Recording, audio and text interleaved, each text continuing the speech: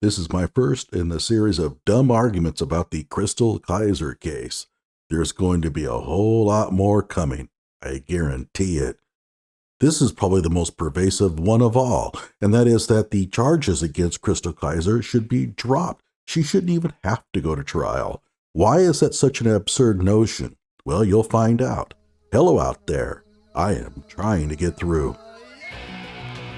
With his powerful brainwaves cradled in the warmth of reasoning, it's time for Johnny Walker Dread to straighten you out on a thing or two. Emanating all the way from exciting Las Vegas, Oklahoma, it's the Johnny Walker Dread Show. Okay, so just to recap, Chrystul Kizer is a young black female who was pretty badly abused by an older white dude. And why it's important for him to be labeled as white, I don't know, but everybody does it. Every article I've ever read always mentions his race. Why it should matter? Well, you can talk about that all you want. But whatever the case, Chrystul Kizer is right now in a lot of trouble. She's being charged with first-degree intentional homicide for shooting this man, Randall Volar, to death in his home. So why does everybody want the charges against her dropped? Well, they're claiming that he sexually trafficked her, and therefore her shooting of him was her only way out, and that Wisconsin law supports this notion. Well, we're going to read a little bit more here about her case and why the whole idea of having the charges dropped is absurd. Okay, so what is this that we're looking at here? Well, Chrystul Kizer is claiming that there's an affirmative defense, much like self-defense, that allows people to basically shoot other people if they're being sexually trafficked by them. The circuit court ruled against her. However, she appealed, and the Court of Appeals ruled in her favor, saying that under certain circumstances, she can claim that the fact that she was being sexually trafficked is an affirmative defense and is a perfect defense. In other words, it would absolve her of the crime. Well, that is now being appealed to the state Supreme Court, and that's what we're looking at here. This is the appeal filed to the state of Wisconsin Supreme Court by the state of Wisconsin, asking the Supreme Court to settle the issue. Can Chrystul Kizer claim an affirmative defense because she was sexually trafficked? Well, we'll have to wait to see what the Wisconsin Supreme Court says about that. But let's get back to this matter of whether charges should be dropped against her. And I already mentioned that people think that the charges should be dropped against her because of this sexual trafficking issue. Actually, it goes much deeper than that. They have in their mind this image of Chrystul Kizer as this sweet young female who was caught up in this sexual trafficking issue and had no alternative but to shoot her way out. But is that true? Let's go ahead and read here the facts as stated in this appeals brief. So let's go down.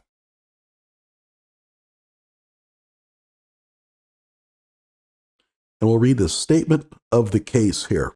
So it begins. As alleged in the criminal complaint on June 4th, 2018, Kizer was on a felony bond for Milwaukee County case number 2017 whatever and pleaded guilty to operating a vehicle and fleeing and eluding an officer, a Class 1 felony. So she had already been in trouble. Basically, she stole a car. But it goes deeper than that. Okay, so we go to the Milwaukee Journal-Sentinel, and it says here, the fire, and this is a fire that Chrystul Kizer set to cover her tracks after she shot Randall Volar in the head.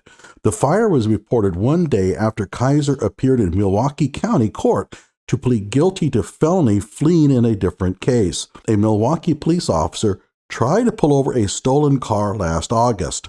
The car did not stop, and the officer used Star Chase, a GPS tag fired from the squad, to track the stolen car. I think they meant from the squad car, but okay.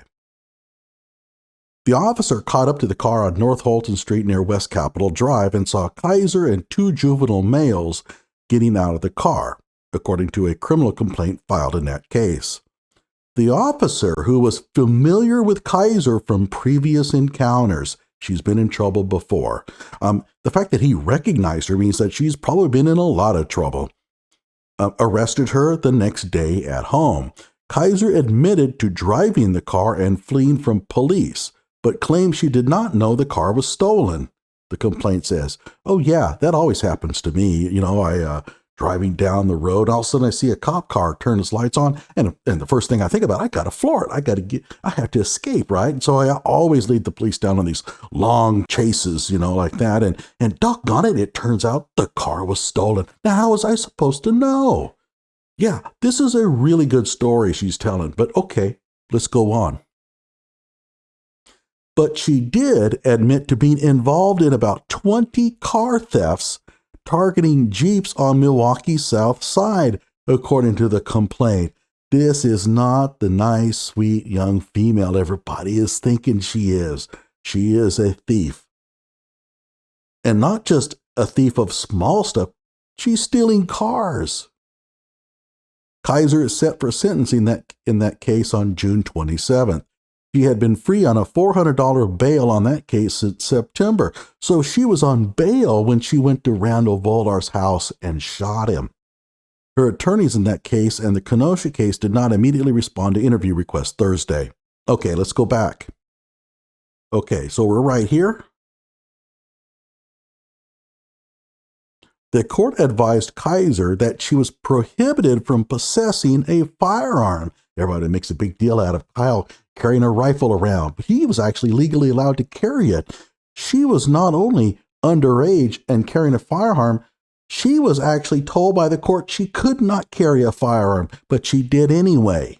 Okay? Much, much more serious than Kyle Rittenhouse. First of all, it's a handgun. So not only does it break state law, it also breaks federal law. Later that day, Kizer took an Uber ride to Kenosha, paid for by Volar. The dude paid for the Uber for her to come kill him. I mean, think about that. All right? Keep in mind, she was in Milwaukee. Was it maybe 30 miles, 40 miles or whatever? She took an Uber ride to his house to shoot him. Okay, we'll read on. Kizer's boyfriend watched her put a .38 caliber handgun in her book bag before she left. Kizer informed him that she was going to shoot the white dude because she was tired of the dude touching on her. Okay, now here's the problem here. First of all, she's taking an Uber that the victim paid for to his house for the purpose of shooting him. The boyfriend, by the way, was never charged. He gave her a handgun, and he knew that she was going to use it to kill somebody, and he has never been charged.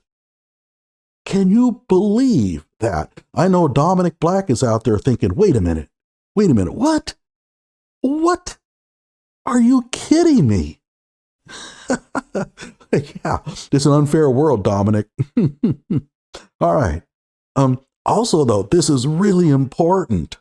Her reasons for going and shooting him was that she was tired of the dude touching on her. Well, wait a minute. She's in Milwaukee. He's in Kenosha. She drove to him.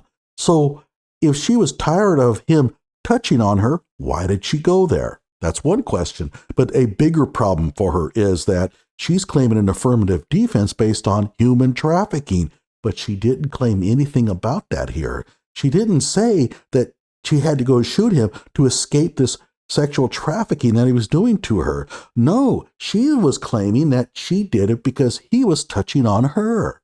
That's not trafficking. Trafficking involves an exchange of sex for money. It's pimping for all practical purposes. And the prosecution is claiming there's no evidence that human trafficking ever occurred with her. But okay, I hope she has something to back her claim. After initially lying to police, she basically told the police that she didn't even know who Randall Volar was until they proved to her that, yeah, not only do you know who he is, you were in his house. And then she finally admitted it. Kizer admitted that she went to Volar's residence, ordered him to sit in a chair near his computer, and shot him in the head. Kizer told police that she brought the gun to protect herself and that a tote was in her way, a tote bag, and so she could not leave without being blocked. And she believed that Mr. Volar might jump out at her, so she shot him. So this is a preemptive strike. You think that the person might attack you, so you just go ahead and kill him. That is not self-defense. Now, it could be considered an imperfect self-defense, maybe, but it's certainly not a perfect self-defense claim. And what would imperfect self-defense do? It would lower the first-degree intentional homicide down to second degree, and that's the best it will do for you. Kizer then set fire to Volar's house, took his laptop, and drove off in Volar's BMW. Before she left, and a few hours before the fire was reported on June 5th, Kizer posted a selfie on her Facebook page from Volar's home. This happened before she shot him. She's inside his house taking selfies, right? Kizer returned to Milwaukee, got rid of the gun, and gave the BMW to her brother. Now, think about this. The prosecution is claiming that it was car theft. That was the reason, the motive for her shooting Randall Volar. It had nothing to do with sexual trafficking. But guess what? She has been charged with what before? Car theft. She's done this before. Now, is that propensity evidence? Or does the probative value of this exceed the prejudicial nature of it? Remember that old other acts evidence thing?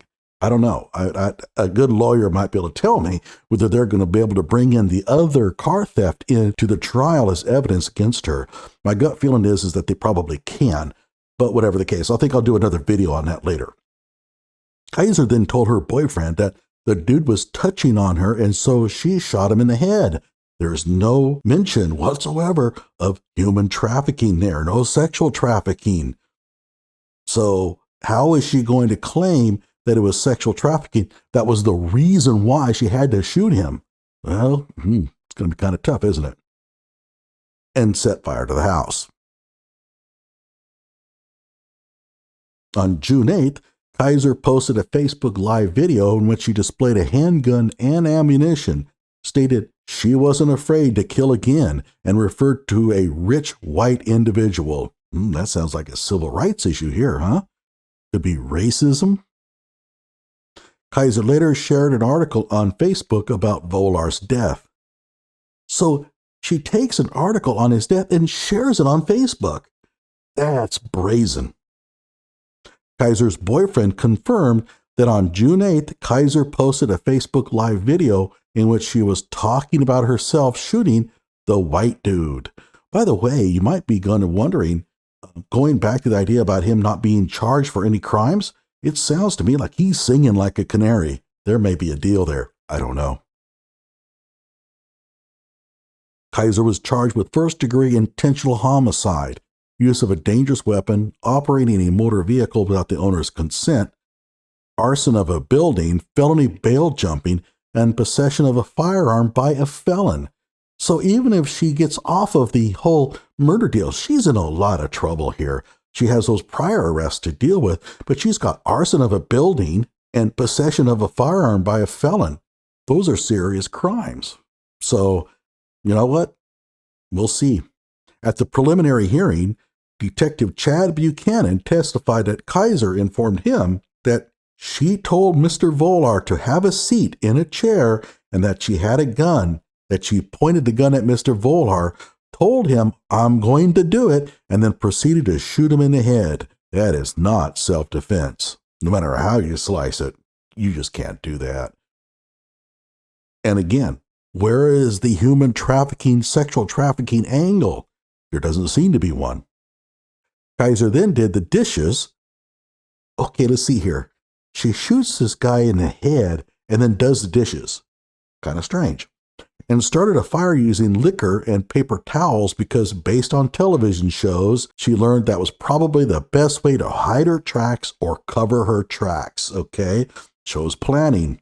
And by the way, this footnote is rather interesting. Let's read it. At trial, the state intends to present Kizer's text messages from the day before the homicide in which she told a friend, "I'm going to get a BMW." The state will also show that the day of the homicide, Kizer sent numerous text messages to her friends describing in real time that she was fixin' to do it, was waiting for the pizza to be delivered to Volar's house, and that she knew Volar's head was, get this, gonna splatter everywhere. And the state will show that after the shooting, Kizer called her boyfriend bragging. Oh boy, I did it. Yes, sweet, innocent Chrystul Kizer. Kizer also admitted to Detective Buchanan that she stole Volar's BMW, drove it back to Milwaukee, and gave it to her brother.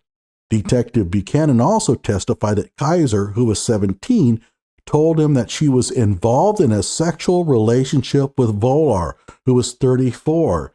And so it doesn't really look like this was a human trafficking issue at all. During the final pre-trial conference, now it's really key here to understand. It says the final pre-trial conference. They've had pre-trial conferences before. This is the last one. Kizer's attorney alleged that Volar was involved in sex trafficking of underage girls. In other words, this whole thing about sex trafficking only came out late. She never mentioned it to the police, and it was not brought up before in any of the pretrial conferences. That makes it sound to me like this whole human trafficking thing was just a defense concocted because self-defense wasn't going to work. She initially tried to claim self-defense. There was no way. The evidence simply didn't support that, and so Kizer's attorney created this whole thing about the sex trafficking deal to try to find some way to get her off the hook. The prosecutor responded, "I'm aware of no evidence of the victim's involvement in sex trafficking or anything characterized as sex trafficking beyond him being a person postured as a customer, or what we used to call a John."